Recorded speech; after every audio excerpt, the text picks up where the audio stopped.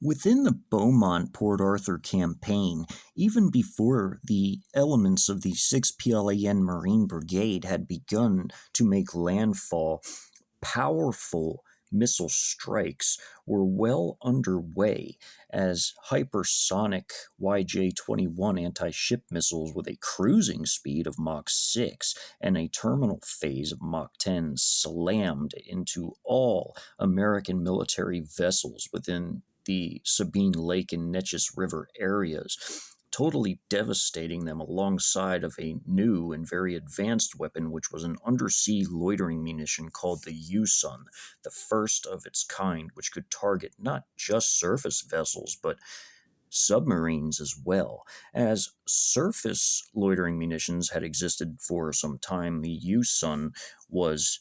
an ever more advancement on the loitering munitions technology at sea. As all of these American vessels were struck instantaneously at the moment of the tandem anti-satellite and cyber strikes, along with the electronic warfare blanketing created by the 4 Renhai-class guided missile cruisers, which had launched the missile strikes. The PLAN also utilized a Y-9LG electronic warfare / electronic intelligence aircraft to expand the radius of the electronic warfare jamming over the battlespace, as these two systems had completely nullified all radio and radar abilities of the American defending forces. The ability to communicate over long distances was effectively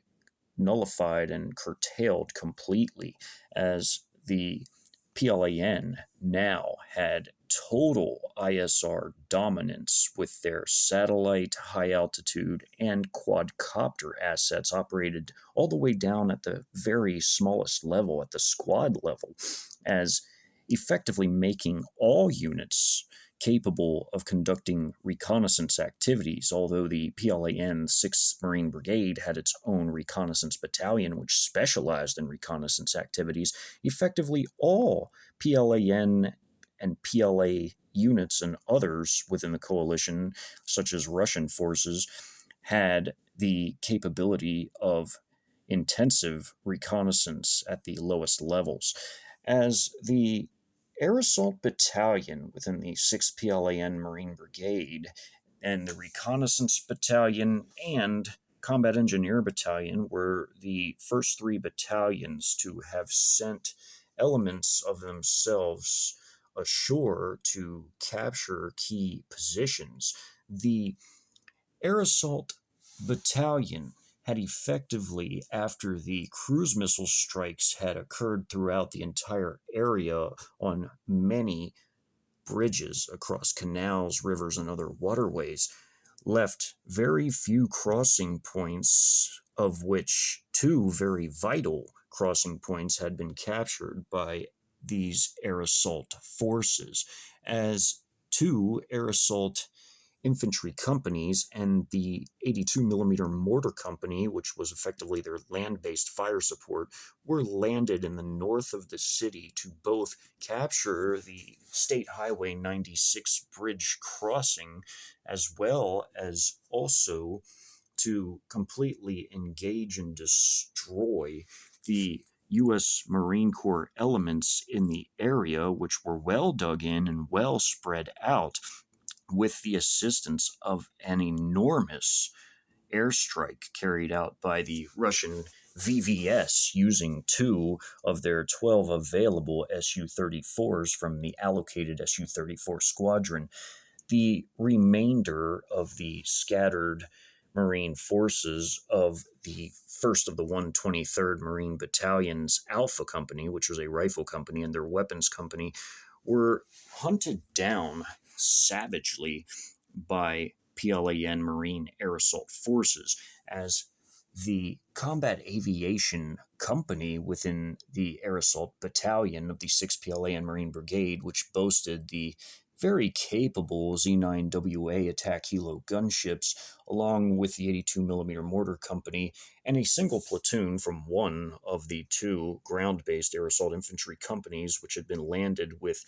the assistance of the Transport Aviation Company with their Z-18 utility helicopters, effectively engaged and destroyed much of the remaining U.S. Marine Corps forces as massive mortar strikes and ATGM strikes and 23-millimeter cannon fire from the gunships effectively nullified the U.S. Marine Corps threat in the area, as well as also there being 4 cruise missile strikes which were launched from PLAN vessels, chiefly the Yuan-class submarines, which were the Type 039A subs, of which 4 were out off the coast in the Gulf, off the coast of Texas, had slammed into the mortar pits of the 81-millimeter mortar platoon of the weapons company of the U.S. Marine Forces in the area from the weapons company and caused 50 surviving Marines to flee into the hinterlands of the Battlespace, who would eventually make contact with American militia-type forces that would emerge from this ruralized area and join them in their endeavor to fight another day. And that other day would be day 2, where they would be savagely hunted down by the very same air assault forces they had fought the day prior, as there would be a redeployment of some of these forces for the express purposes of cleansing the remaining areas within the battle space. As the Marine combat engineers of the Combat Engineer Battalion, as there were also individual combat engineer companies in the 3 maneuver battalions of the Light, Medium, and Heavy Combined Arms Battalions, the Combat Engineer Battalion itself had sent one of its comprising companies of combat engineers in rubber motor rafts to seize control of the port facilities within Port Arthur to facilitate the offloading of the remainder of their own battalion, as well as also the offloading of the Heavy Combined Arms Bttn. And also following this in the Port Arthur port facilities would be the offloading of the Artillery Battalion, with its PLZ-07 122mm howitzers for artillery support, as well as also the SHORAD Bttn, or Short Range Air Defense Battalion, comprised of the Yetion systems. These armored short-range air defense systems would end up being mostly utilized as escorts for the elements of the Support Bttn, which was the chief logistical force of the 6th PLAN Marine Brigade, as these armored vehicles with their heavy machine gun turret boasting typically a W-87 heavy machine gun would be ideal as convoy escorts to safely escort the logistical vehicles to the frontline units conducting the combat operations, as there were effectively no air targets in this area. And in addition to this, the PLAAF, with 2 entire squadrons of the very advanced J-10C fighter aircraft, were also conducting their combat air patrols to ensure air superiority over the battle space. The combined air-to-ground munitions boasted by these aircraft, although they only carried a pair of laser-guided precision 1,000-pound munitions on each aircraft, was effectively 48,000 total pounds, as although the primary priority of these aircraft early on in the operation was air superiority operations, they could also be called upon for limited airstrikes to support the ground forces, although the primary aircraft responsible for close air support would remain the Su-34 strike aircraft with their impressive 26,000 pounds of air-to-ground ordnance per aircraft, as a single squadron of these strike aircraft was specially allocated to this particular battle space, as they had conducted preliminary strikes on certain positions within the battle space. They would still remain heavily combat loaded with air-to-ground munitions to continually support the operations as they went forward. In fact, 2 of these aircraft out of the 12 in the battle space would jettison their entire payloads to completely wipe out the vast majority of the well spread out and well dug in U.S. Marine Corps forces, as many of them were dug into trench systems, foxholes, and there were even some in bunkers, such as in the mortar pit area, that had been dug in to conceal the 81mm mortars. As, again, these Marines would be mopped up by the air assault forces, the remaining 10 Su-34 strike aircraft would remain on station and available to conduct vicious airstrikes against ground targets, including even inside the city of Beaumont itself, which would be heavily hit in some of these close air support and strike operations in general. As the third hour had effectively dawned on the invasion, the reconnaissance battalion, as it had been first landed, had already conducted recon in the local area in conjunction with high-altitude assets such as this WZ-7 drone and higher-altitude satellite assets of the coalition's military satellites, as China had the most military satellites on Earth, along with Russia's and others, formed a combined massive surveillance apparatus over the entire invasion space, would effectively find that the Entergy Sabine power plant, a major objective, was only lightly defended by 150 out of a total of 350 paramilitary forces, with the rest guarding the Entergy power plant headquarters in Orange,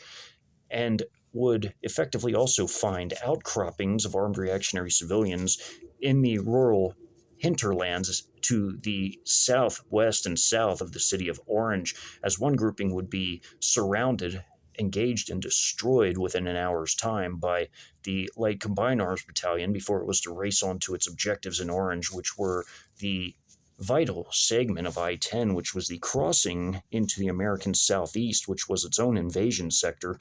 as well as capturing the Entergy power plant headquarters and ensuring that this segment of I-10 was completely clear of any enemy forces. The hour between 3 and 5, or 3 a.m. and 5 a.m., would see the surrounding engagement and destruction of a grouping of approximately 280 militia-type forces to the south of Orange, while the Medium Combined Arms Bttn would race on to at first secure a large segment of I-10, ensuring it was clear of enemies and holding its position for 1 hour before effectively moving on to engage forces that would emerge in the small town of Vidor, as approximately 750 enemy combatants, which were armed reactionary civilians, would emerge in Vidor. But before the Medium Combined Arms Bttn would move in to engage these forces, the Reconnaissance Battalion would only devote 3 of its 7 combat companies to surround and destroy this grouping of 200 armed reactionary civilians between the hours of 4 and 5, while the rest of its companies, including its headquarters and support company, would race on to the city of Vidor, or town of Vidor, rather, and one company would break off to seize and hold the I-10 bridge crossing that led east out of the city of Beaumont and west into it, as the remaining 4 combat companies and headquarters and support company would see 3 of their combat companies of the reconnaissance forces first engaging the American combatants in Vidor before the arrival of the Medium Combined Arms Bttn an hour later, with one company moving from Vidor to take control of the bridge by 5 a.m., as there was total chaos and pandemonium at the moment reigning within the city of Beaumont, this being due to the Chinese MSS intelligence agents, as well as the Pakistani ISI intelligence agents, and Iranian Ministry of Intelligence agents, all having had planted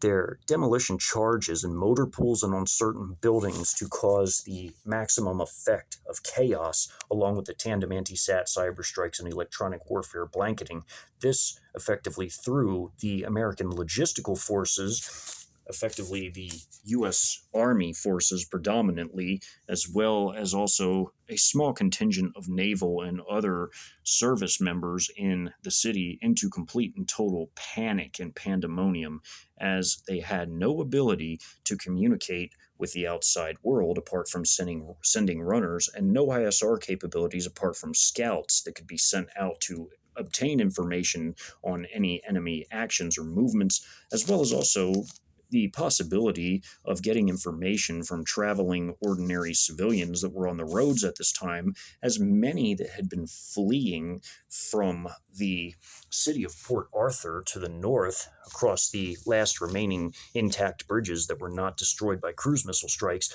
had informed the military personnel that they had seen some type of invading force landing on their shores, as well as also informing other armed civilians en route as they moved throughout the area. And this would cause slight issues for the Combat Engineer Battalion as they were to cross a canal and advance and cross another canal before entering the city proper of Beaumont. As they would cross through this semi-rural area, as it was a semi-rural commercial and residential area, they would be engaged on two sides by roughly 350 armed reactionary civilians on either side, comprising a total of 700, which would necessitate artillery support from the recently landed by 4 a.m. Artillery Battalion, and also they would receive powerful close air support from the Su-34, as an Su-34 would enter the area and conduct an airstrike. As there were two squadrons of J-10s overhead, they would be constantly flying over the area and available if absolutely necessary in emergency situations, but the combination of both an Su-34 strike along with the added power of the combined might of many PLZ-07 122mm howitzers shelling the area would effectively ensure, along with the mighty combat capabilities of the combat engineers themselves, that no enemy force would stop them on their advance into the city of Beaumont, as the ultimate war plan, at least for Beaumont, called for a broad sweep to be carried out by the Combat Engineer Battalion and Heavy Combined Arms Battalions, as both battalions were to sweep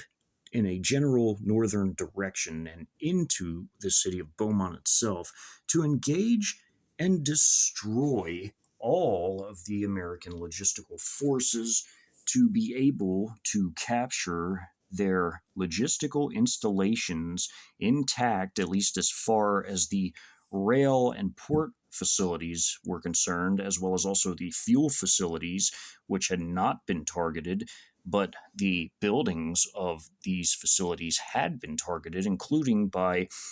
a total of 8 tactical ballistic missiles fired by the 616th Strategic Missile Forces Brigade, which itself was a Trojan unit which had been embedded in the east of Texas, in the general east of Austin, the state capital, as these forces were well within range to fire their DF-15B tactical ballistic missiles as well as DF-11As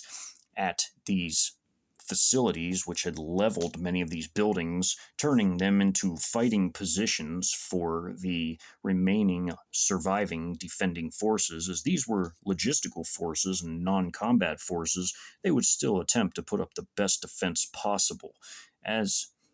this would be underway in a matter of hours. The fight to get there would involve, again, a clash with a number of armed reactionary civilians, as the attack would come from two different sides, as the armed reactionary civilians had been informed that there were invaders headed their way, as non-combatants had traversed the area as refugees effectively, and had told these forces of the incoming attack. As this was underway, the combat engineers would effectively try to fight off these forces and continue their advance, while the Heavy Combined Arms Battalion would effectively conduct a pause and would wait for them on the Highway 98 as the battle would be underway between the 5th and 6th hours as the combat engineers advanced to cross two remaining bridges across this particular canal that had not been destroyed by any type of cruise missile strikes. As the artillery forces now ashore were conducting many different fire missions. They were even firing from their positions inside of the Port Arthur area at the Vidor American forces in support of the initially arriving reconnaissance battalion forces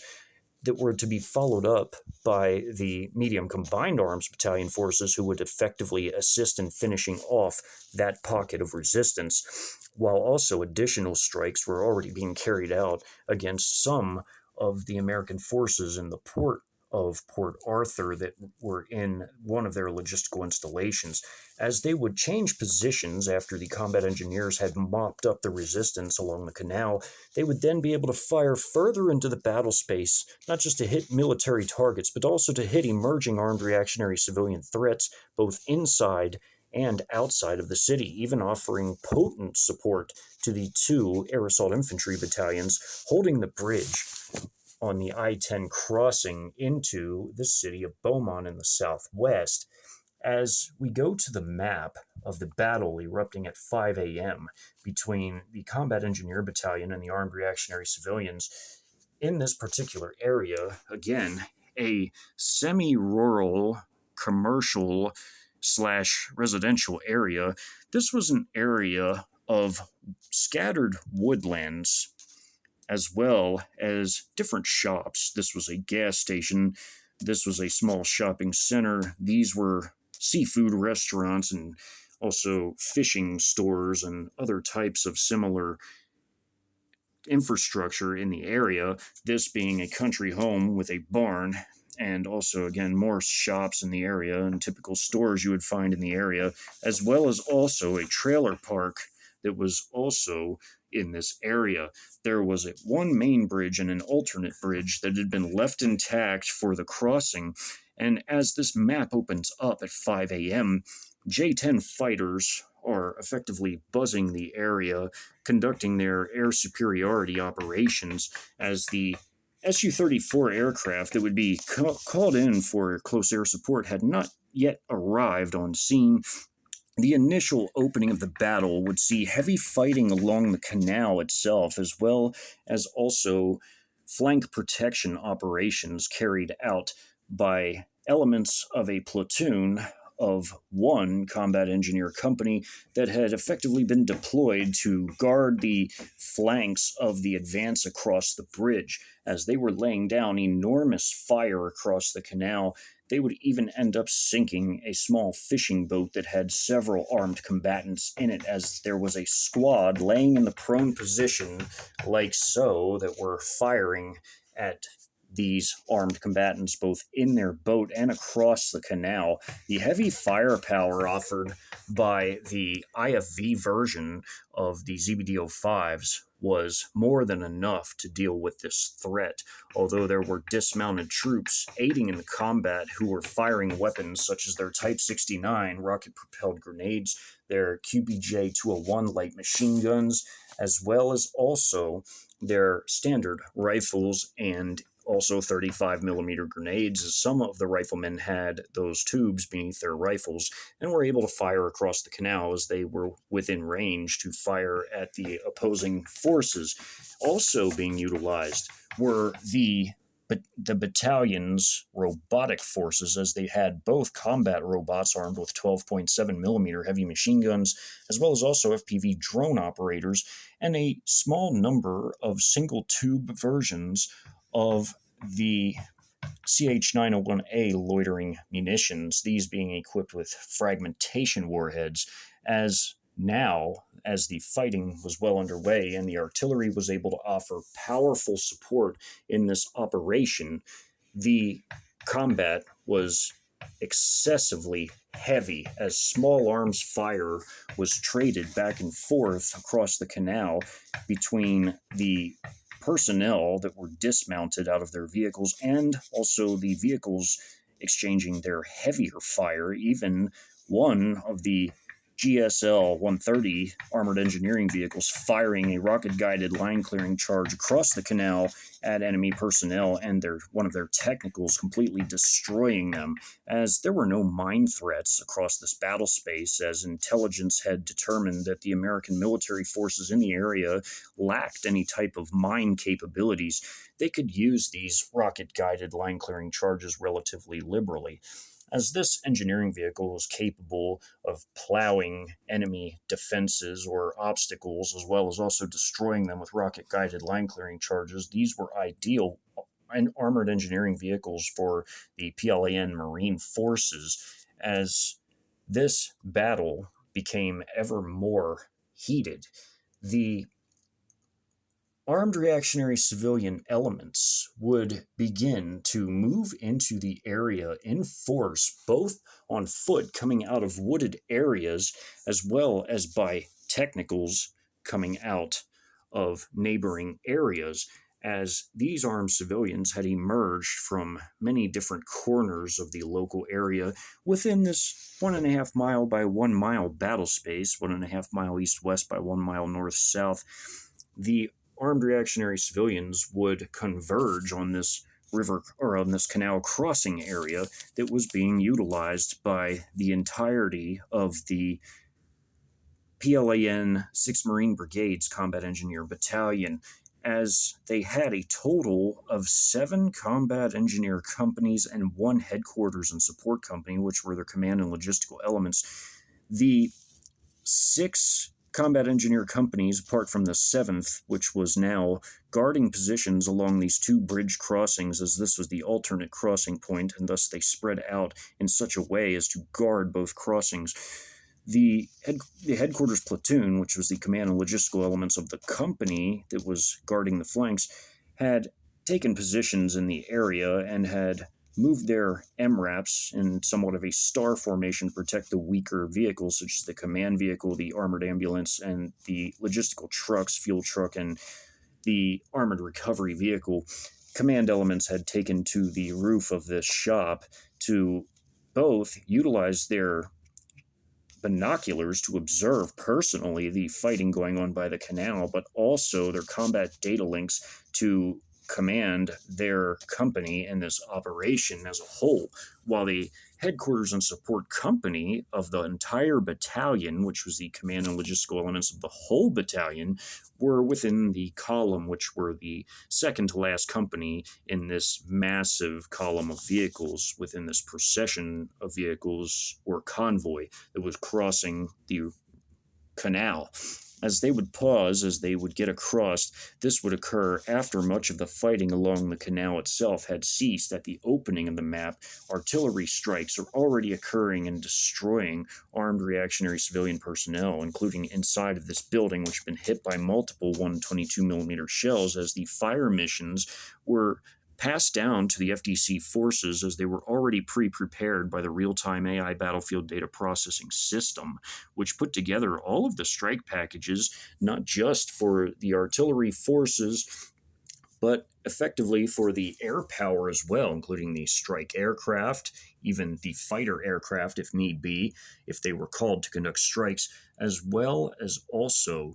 the vessels out at sea if they were needed to offer cruise missile support. At this point in time, they were being replenished by the Type 903 complete replenishment vessel, which was resupplying them with missiles as well as also fuel and more as it pertained to the Renhai class vessels and submarines, the Yuan class, that were out at sea. And at this point in time, many of the missile strikes against the bridges had already concluded and were highly successful, with some additional strikes to support both the landings of the reconnaissance battalion's initial landing company, as well as also strikes against the mortar pits of the U.S. Marine mortar platoon of the weapons company of the 1st of the 123rd.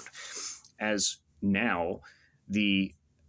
company holding the positions along the canal had its troops dismount from their vehicles, leaving drivers, gunners, and platoon sergeants and lieutenants effectively remaining inside of the vehicles, as well as also deploying their armed combat robots to assist in the operation of suppressing the armed reactionary civilian forces, even deploying a total of 8 FPV drones and 2 single-tube fired CH-901A loitering munitions fired by 2 headquarters soldiers of the headquarters platoon that were specially trained in these drone operations, with the FPV drones likewise being sent by drone operators from the headquarters platoon, which were inside of their vehicle at the time, as they had sent these to conduct strikes against armed reactionary civilian forces wherever they were spotted by the quadcopter assets as they emerged, and they were seen by the literal second, and no one could hide from these assets, nor could they really hide from the high altitude or satellite assets, which steadily interlocked to map this battlefield in real time as enemy forces moved, as they emerged, as they perished. And that included for both sides, as their positions were all steadily monitored. As even before these forces would enter the battle space, they had been seen coming from miles away as they converged together and then decided to carry out attacks against these forces crossing the canal as they moved into this area from both sides. As they moved out of other neighboring areas into this particular battlefield, they would be struck by a myriad of artillery shells and a tactical airstrike carried out by a single Su-34 strike aircraft, as well as also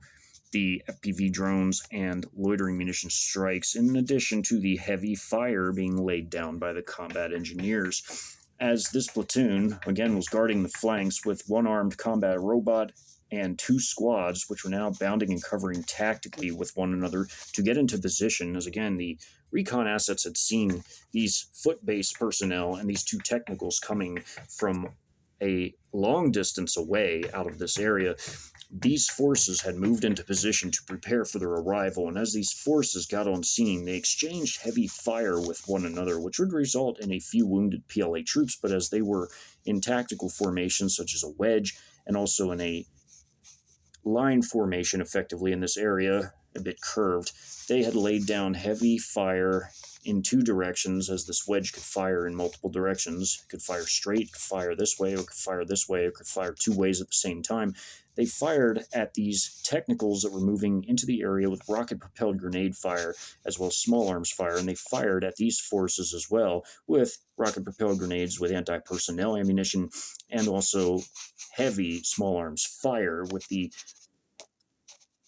heavily armed combat robot joining them in this affair, laying down heavy 12.7 millimeter fire, as these forces likewise fired at the foot-based personnel moving on scene past the shop. As these technicals moved into the area, the first one was hit and destroyed by a rocket-propelled grenade, and the second one, as it went around, was lit up by small arms fire. As the armed combat robot was firing at the foot-based personnel, it had no time to shift fire and destroy these vehicles before they were already taken out of the fight, and along with all of the personnel inside, as the technicals could carry, depending on vehicle type, whether it was a pickup truck or an SUV, a total of between 5 and 8 personnel, which effectively at an 8 was a full squad in military terms, as 8 to 10, or sometimes 8 to 12, formed an entire squad. As these vehicles and their personnel were all completely destroyed at the same time as the fire was being exchanged across the canal, this large firefight to guard the flanks of the crossing would occur within the first 20 minutes of this battle, as artillery slammed into the area at the opening of this map, destroying many armed reactionary civilian elements, FPV drones, heavy fire from the dismounted personnel, which were in rolling shield formations on different sides of their vehicles, with heavy machine gun fire also coming from their armed combat robots, as the combat engineers also had non-armed quad-legged robots for the purposes of placing demolitions or removing certain obstacles, as in lieu of a heavy machine gun. They had arms which could carry out certain tasks for the combat engineers. They also had the disposable one-time use DJI demolition track-based robots, which were widely mass-produced and cheap to make, and very destructive with their 4 pounds of C4 on each one, and some of these were utilized and driven across the bridge and detonated to completely destroy some of these personnel with the FPV drones, heavy fire, and artillery strikes. As these imminent strike markers indicate strikes that would slam into and destroy these forces, as well as also these forces in this area. This technical already being destroyed with multiple shells destroying this building as it was right outside of it. As these personnel were taking heavy fire, and the squad got into a line formation behind these trees, using their quadcopter to guide their fire into these forces. On their retreat, they were being fired at by these personnel and would lose many of their personnel. And by the time they would get to this position and these forces emerged from the woods about to meet them, heavy shelling had come into this area and completely annihilated them as they left the road. And also these personnel coming out of this thickly wooded area. As this happened, these forces were destroyed in the trailer park along with these trailers, as shell strikes had come into this area and completely annihilated it. As this technical would slam through the fencing around the trailer park and then move into this parking area, by that time the initial crossing had occurred and these forces were trading ammunition, small arms fire versus the heavy firepower of the lead infantry fighting vehicle version of the ZBD-05, firing its very powerful 30mm autocannon, and the turret gunner firing a very powerful 12.7mm W85 heavy machine gun at these personnel. As this crossing had happened, these forces by then had already been destroyed by artillery strikes and FPV drone strikes, as well as 30mm fire that was steady, along with small arms fire and armed combat robot fire. Again, more artillery strikes would come into this area and completely demolish most of this building, as it's red on 3 sides, meaning most of it's destroyed with a bit of a facade still standing.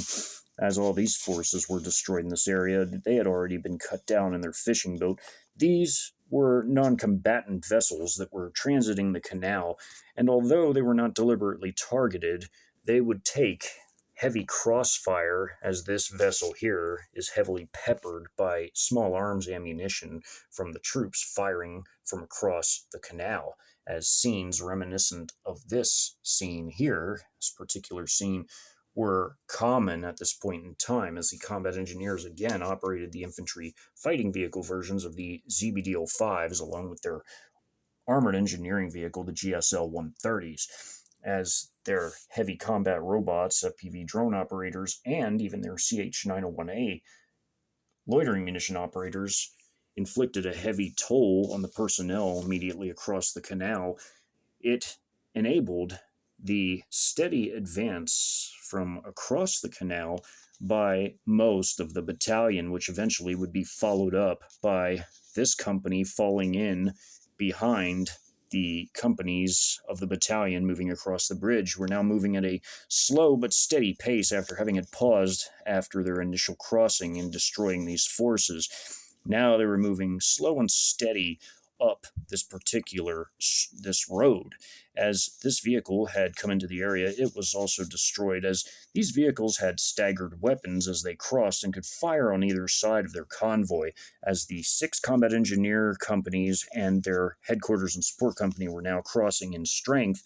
they were again moving slowly up this road, as again, this was a large area. This would have been a half a mile roughly of terrain as they had crossed the canal. This being another half mile, this was a large area, a 1 mile north-south by 1.5 mile east-west area. And as they moved into this area, the technicals, having had long since been seen that had now moved into the area, were racing up this particular road, stopping and dismounting some of their squad-sized elements. As approximately 5 had moved into this particular building and 3 more outside of it, they tried to ambush the column but were viciously cut down by the staggered weapons firing both on this side and at elements in the trailer park, as instantly artillery fire missions had been pre-prepared and called in on these forces, destroying them as well as those in this building, as multiple shells landed on this building and destroyed it, as also shells landed all up and down the long procession of technicals, destroying all of them in this building and much of this house, leaving very little left as shells landed in the front yard and destroyed the front of this home. These forces were destroyed as they emerged from the woods, and as this mass of roughly 100 armed reactionary civilians on foot would break into two prongs of attack and were laying down fire on the column, which returned fire, would be struck by the Su-34 entering the battle space and dropping 10,000 pounds of air-to-ground munitions on these forces, as well as massive artillery strikes, as, again, in this invasion, it was not at all uncommon for multiple systems to slam into the same target, and in this case, both the combination of heavy 122mm shell fire from the comprising batteries of the artillery battalion of the 6th PLAN Marine Brigade, as well as also the 10,000 pounds of munitions dropped by a single Su-34 strike aircraft, had completely and totally annihilated all 100 of these personnel as they tried to move into position to attack the column of vehicles of the Combat Engineer Battalion crossing the canal and making it to the far north of this battle space. As these technicals and personnel were at their positions at about the same time as this event occurred here, they were also being lit up by the vehicles in the column, which, as they took small arms fire, it effectively did nothing at all to the vehicles of the combat engineers, which were well armored and well protected against small arms fire especially. But the retaliation from these vehicles was simply massive, as the 12.7mm and 30mm autocannon fire completely ate up these forces as they tried to attack, destroying many technicals before artillery strike missions had even been called in to eliminate these forces on the periphery on either side of the column, as this had effectively ended the battle with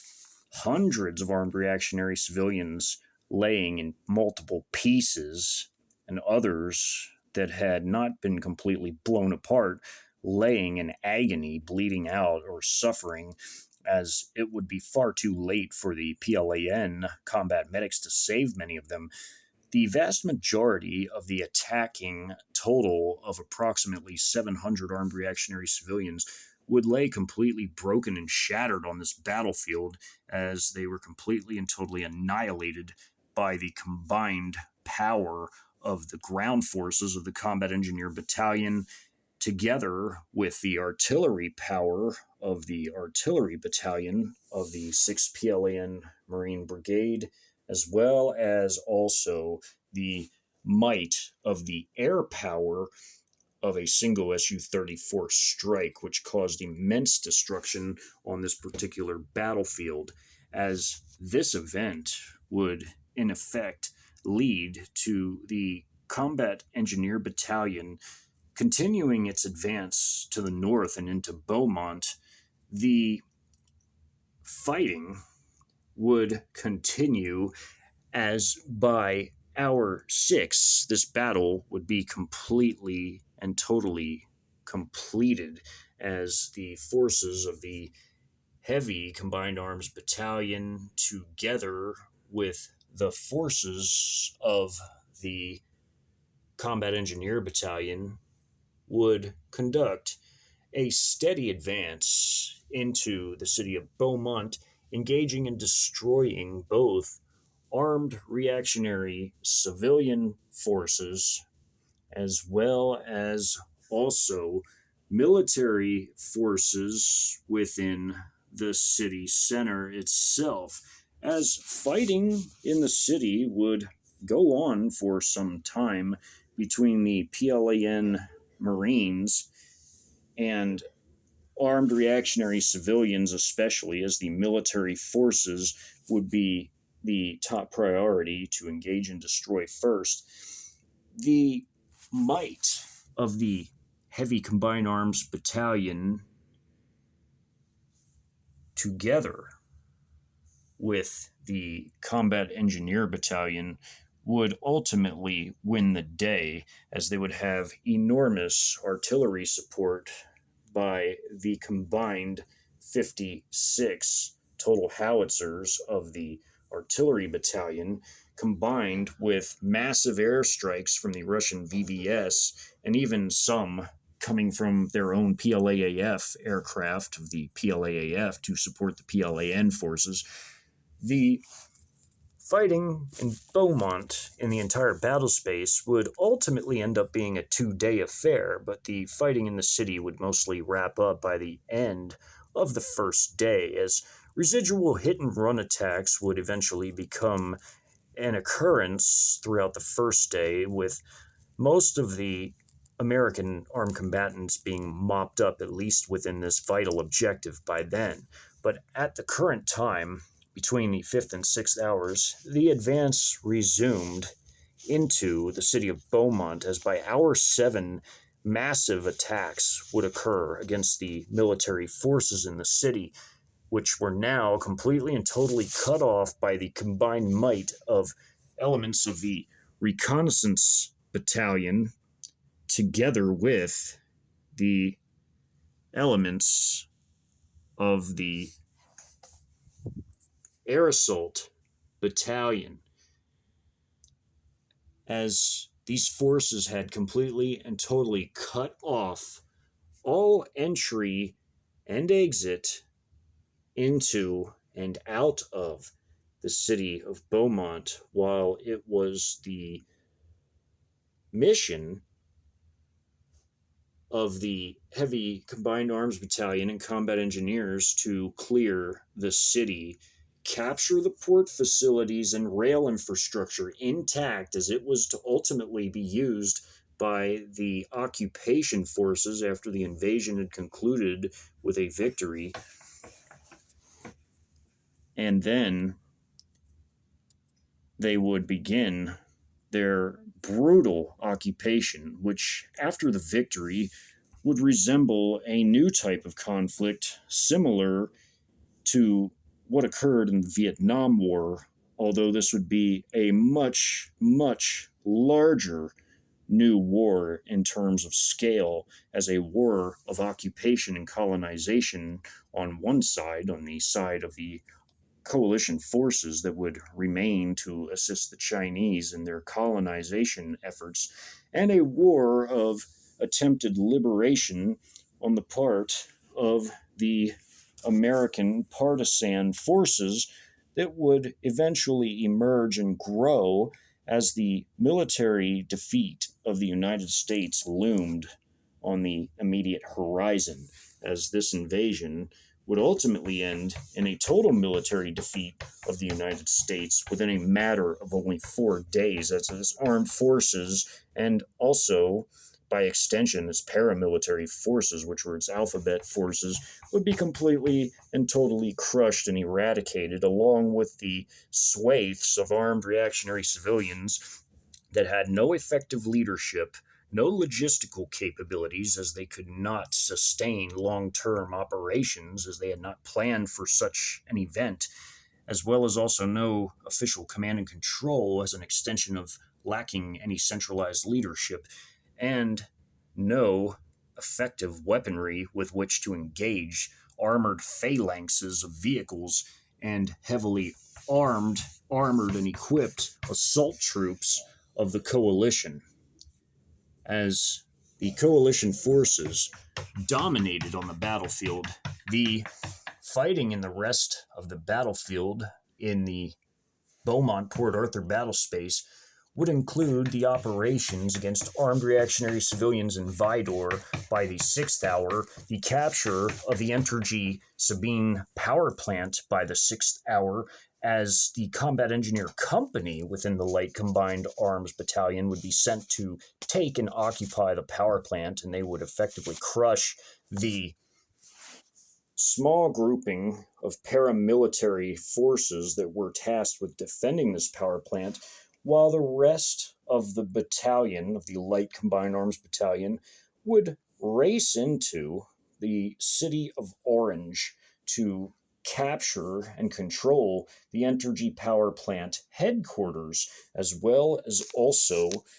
take the vital segment of I-10, which included the crossing into Louisiana, which was the literal and figurative gateway into the American Southeast for the external invasion component, as the external invasion prong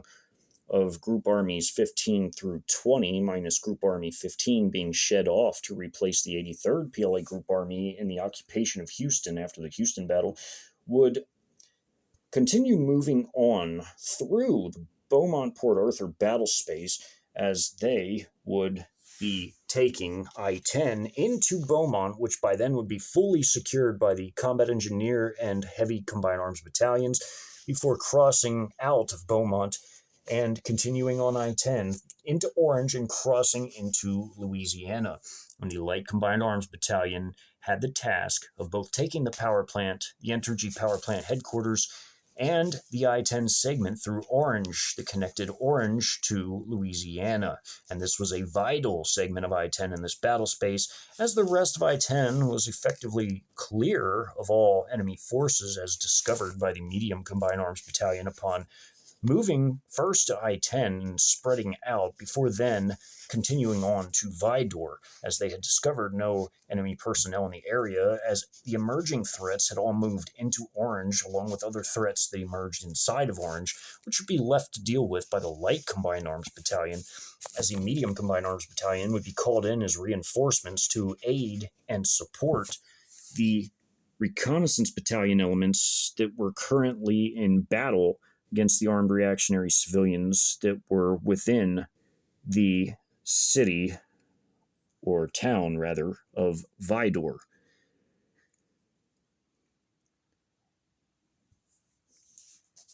As the battle would continue, the sweep into Beaumont by the Heavy Combined Arms Battalion and Combat Engineer Battalion would be some of the heaviest fighting that would occur in this battle space, as it would involve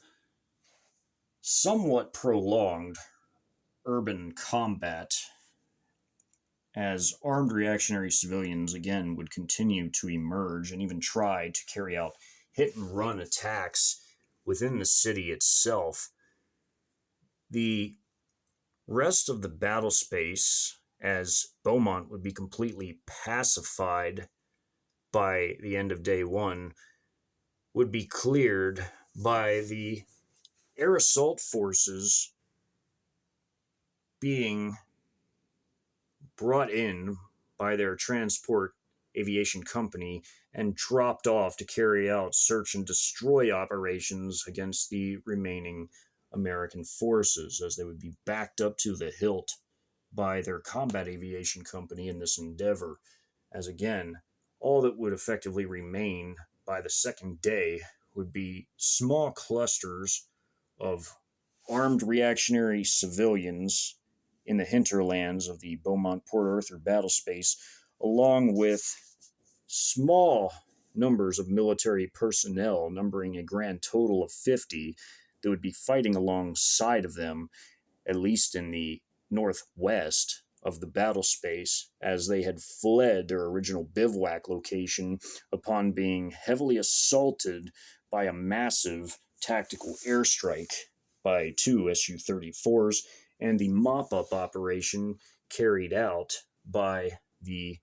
Air Assault Bttn forces, which included its mortar company, which lobbed massive 82mm mortar strikes into the bivouac site of the U.S. Marine forces, as the Plan Marines sent in a small force, a single platoon, to carry out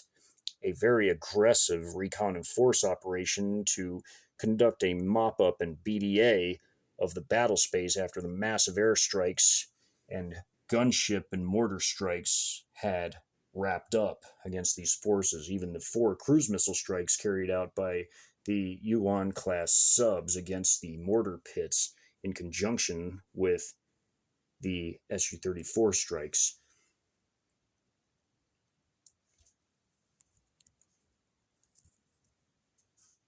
In the next video installation of this hypothetical invasion documentary series highlighting fourth-generation warfare doctrines, the battle that would erupt inside the city of Orange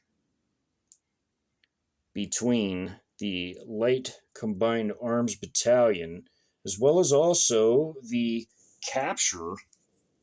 of the Entergy Sabine power plant itself, carried out by the Combat Engineer Company from the Light Combined Arms Bttn, will be covered. More to come in the next video.